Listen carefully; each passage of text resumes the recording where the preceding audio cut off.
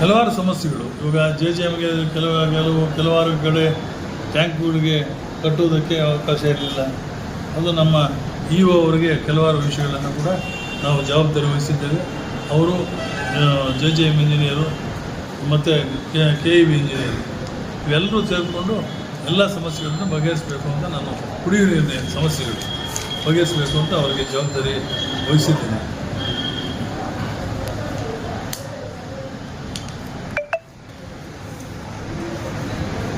ಈ ಅರಣ್ಯ ಒತ್ತುವರಿ ತೆರವು ಕಾರ್ಯಕ್ರಮದಿಂದ ಕೆಲವಾರು ಪಾಪ ಜನರಿಗೆ ತೊಂದರೆ ಆಗಿದೆ.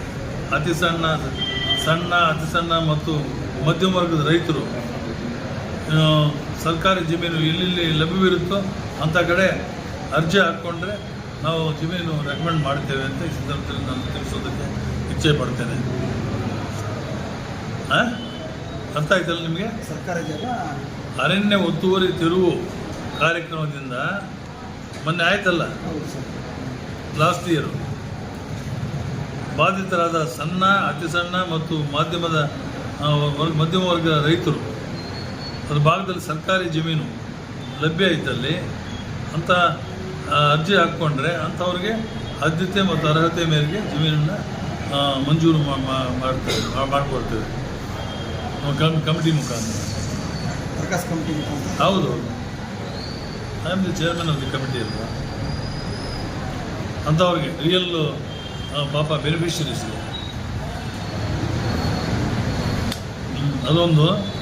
ಮತ್ತು 1999ರಿಂದ 2004ವರೆಗೂ ನಾನು ಶಾಸಕನಾಗಿದ್ದಾಗ ತಾಲೂಕಿನ ಎಲ್ಲ ಪಂಚಾಯತಿಗಳಲ್ಲಿಯೂ ನಿವೇಶನ ರಹಿತ ಬಡವರಿಗೆ ನಿವೇಶನಗಳನ್ನು ಹಂಚುವ ಕಾರ್ಯಕ್ರಮ ಹಾಕ್ಕೊಂಡಿದ್ದೇವೆ. ಅನೇಕ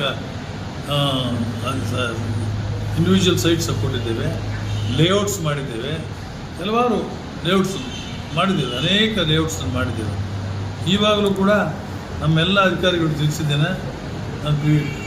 ಎಲ್ಲ ತಾಲೂಕಿನ ಅಧಿಕಾರಿಗಳು ಮತ್ತು ಗ್ರಾಮ ಪಂಚಾಯತಿ PDOs ಬಂದಿದ್ದರು, ಅಡ್ಮಿನಿಸ್ಟ್ರೇಟರ್ಸ್ ಬಂದಿದ್ದರು, ನಮ್ಮ ರೆವಿನ್ಯೂ ಇಲಾಖೆಯ RIs ಬಂದಿದ್ದರು, ಮತ್ತು VS ಬಂದಿದ್ದರು. ಎಲ್ಲರಿಗೂ ಕೂಡ ನಾನು ತಿಳಿಸಿದ್ದೇನೆ. ಎಲ್ಲೆಲ್ಲಿ ಸರ್ಕಾರಿ ಜಮೀನು ಇದೆಯೋ ಅದೆಲ್ಲ ಕೂಡ ಒತ್ತುವರಿ ಯಾರು ಮಾಡ್ಕೊಂಡಿದ್ದಾರೆ ತೆರವು ಮಾಡಿ ಅದನ್ನು ಸೈಟ್ ಮಾಡೋದಕ್ಕೆ ಒಂದು ವರ್ಷದಲ್ಲಿ ಒಂದು ದೊಡ್ಡ ಕಾರ್ಯಕ್ರಮ ಹಾಕ್ಕೊಳ್ಳೋಣ.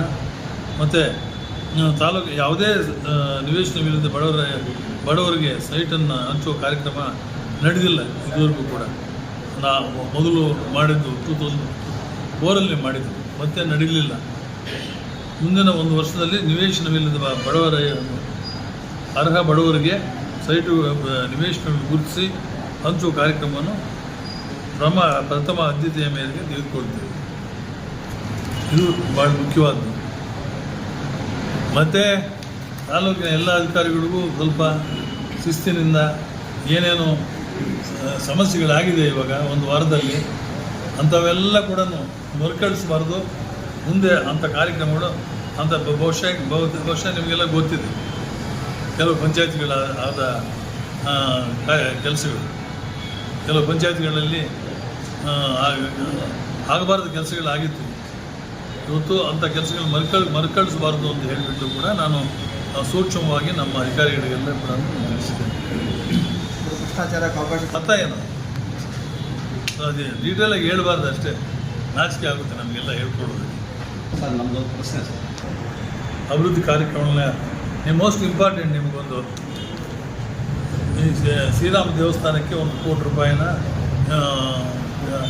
ಇದನ್ನು ನಾನು ಸ್ಯಾಂಕ್ಷನ್ ಮಾಡಿಸಿದ್ದೇನೆ.